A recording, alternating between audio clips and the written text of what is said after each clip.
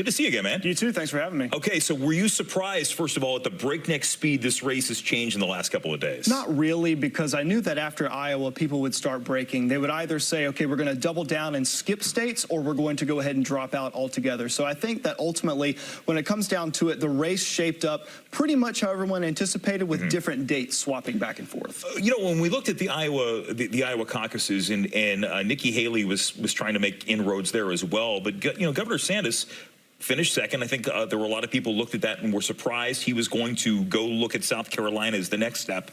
So what changed between the time those caucus rooms closed and today? Frankly, the money dried up. I think that the staffer that said the quote of the evening said that we couldn't even afford the airfare to get to New Hampshire if we wanted to. I think that kind of situated the entire race at that point. But ultimately, when it comes down to it, there's some big stakes at play in the New Hampshire primary tomorrow. When you look at how the different factions break, all of DeSantis' supporters either go to Haley or to Trump pretty much. 62% said they break for Trump, when 30% said they go to Haley. And Haley's support in New Hampshire is very interesting because of all of the undeclared voters in tomorrow's primary. 42% of the state's voters who are eligible to vote tomorrow can break either Republican or Democrat. And there's been a major push over the last few months by some left-wing progressives to try and get Democrats who would normally break for Joe Biden in a general election to have declared months ago as undeclared, and then go into the Republican primary and throw it for against Donald Trump and go towards Nikki Haley. They've said that multiple times over and over again in some of these articles. What I hear from some people, though, is you'll hear many believe that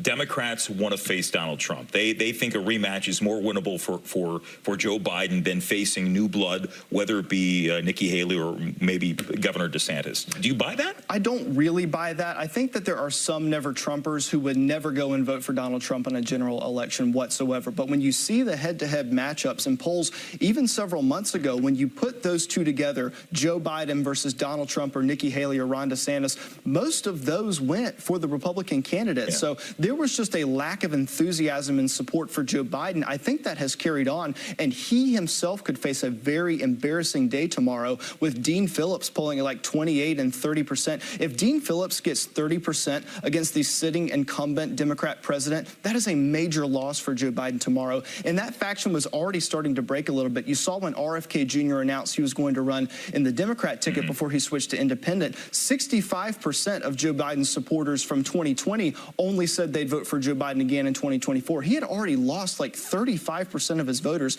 He had a major problem right at the beginning. We do know, by the way, President Biden is a write-in candidate. So, he's not on the ballot, but people can write him in. So he may win, but certainly not by, the massive amounts that a Democratic incumbent would win by. What I'm curious, though, is you look ahead here, because Nikki Haley, early on in her campaign, was all about in her prime, that whole Don Lemon moment that went viral and really gave her campaign a lot of oxygen. But Governor DeSantis, too, who was front page of the New York Post the day after his reelection, to future. Does he have a future in this party, or did he commit the sin of running, trying to be Donald Trump without being Donald Trump? Well, I think Donald Trump has already opened his arms and welcomed him back in. Maybe you'll even see Ron DeSantis on a Donald Trump stage in the near future at some point. I think one of Ron DeSantis' major problems was that he was trying to be Donald Trump in a primary election in which Donald Trump was already dominating. And the second part of that, too, is he didn't have a very good individual persona. When he was dropped into like the Bluebird Diner somewhere in Iowa,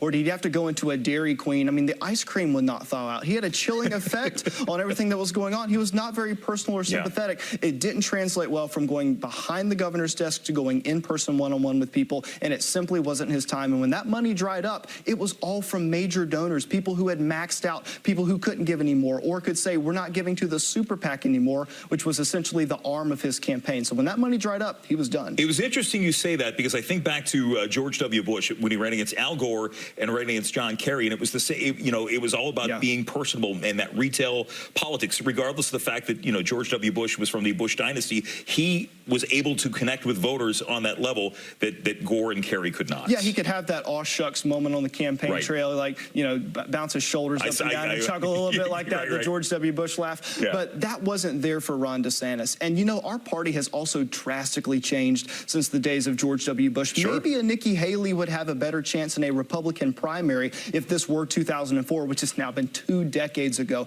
But the party has drastically dramatically changed. It shifted away from the foreign policy views of back in the day. It has dramatically shifted with a bent towards populism, and I believe that that's going to make all the difference in the future Republican primaries after New Hampshire as well. Real quick, last question. Who wins tomorrow? I don't know. Joe Exotic is still declared. He may be able to pull it out in the final way. I think Donald Trump will pull it out. But again, I don't think tomorrow is a Republican primary necessarily. It is a primary in which the people who are undeclared could sway that. Future elections in these other states are going to seal it. Luke Ball, good to see you, man. Thanks for coming in tonight. Great to see you man. again. And the Final Five is back right for this.